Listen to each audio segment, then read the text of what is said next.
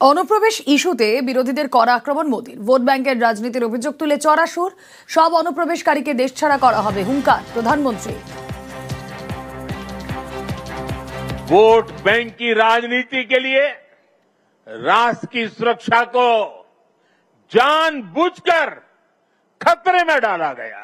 जब हम इस विषय को गंभीरता से उठा रहे हैं तो कुछ लोग देश हित से ज्यादा अपने स्वार्थ को ऊपर रख रहे हैं। ये लोग घुसपैठियों को अधिकार दिलाने के लिए राजनीतिक लड़ाई लड़ रहे हैं। इनको लगता है कि देश एक बार टूट गया, आगे भी टूटता रहे। हम भारत में रह रहे हर घुसपैठिए को बाहर निकाल करके ही रहेंगे।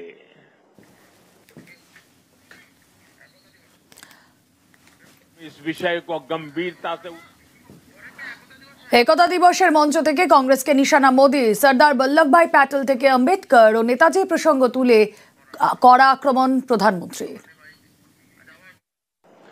आजादी के बाद जिन लोगों को देश ने दायित्व सौंपा, उन्हीं लोगों ने वी द पीपल की स्पिरिट की हत्या करने का प्रयास किया। उन्होंने अपनी सोच और विचारधारा से अलग हर व्यक्ति और संगठन का तिरस्कार किया। देश में राजनैतिक छुआछूत को एक कल्चर बना दिया गया था। हम सभी को पता है कांग्रेस सरकारों में सरदार पटेल और उनकी लेगेसी के साथ क्या क्या हुआ है।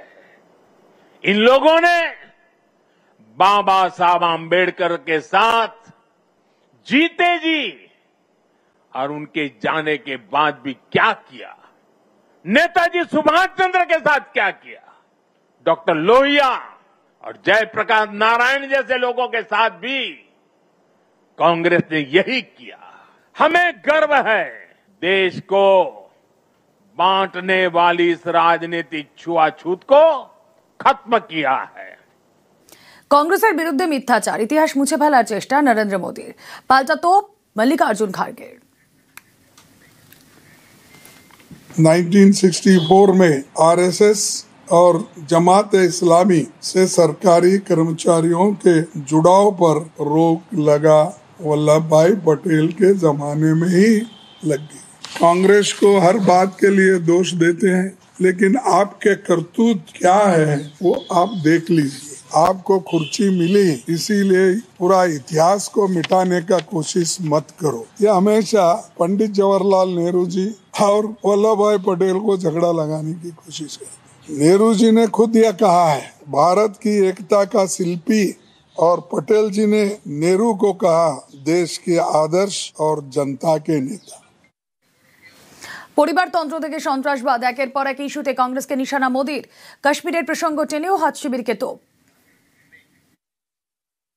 सरदार साहब ने देश की संप्रभुता को सबसे ऊपर रखा, लेकिन दुर्भाग्य से सरदार साहब के निधन के बाद के वर्षों में देश की संप्रभुता को लेकर तब की सरकारों में उतनी गंभीरता नहीं रही। सरदार साहब की नीतियों पर चलने की जगह रीढ़ विहीन रवैये को चुना। जैसे उन्होंने बाकी रियासतों का विलय किया, वैसे ही पूरे कश्मीर का विलय हो, लेकिन नेहरू जी ने उनकी वो इच्छा पूरी नहीं होने दी। कश्मीर को अलग संविधान और अलग निशान से बांट दिया गया। कांग्रेस की लचर नीतियों के कारण कश्मीर का एक हिस्सा के अवैध कब्जे में चला गया। पाकिस्तान ने आतंकवाद को हवा दी। कांग्रेस हमेशा आतंकवाद के आगे नतमस्तक रही। आज कश्मीर आर्टिकल 370 की जंजीरों को तोड़कर पूरी तरह मुख्य धारा से जुड़ चुका है। आज पाकिस्तान और आतंक के आकाओं को भी पता चला है कि भारत की असली ताकत क्या है। ऑपरेशन सिंदूर में पूरी दुनिया ने देखा है, आज अगर कोई भारत पर आंख उठाता है तो भारत घर में घुसकर मारता है।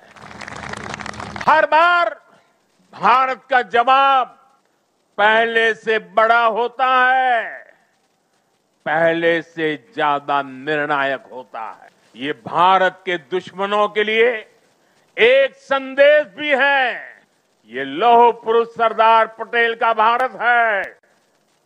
ये अपनी सुरक्षा और सम्मान से कभी भी समझौता नहीं करता है।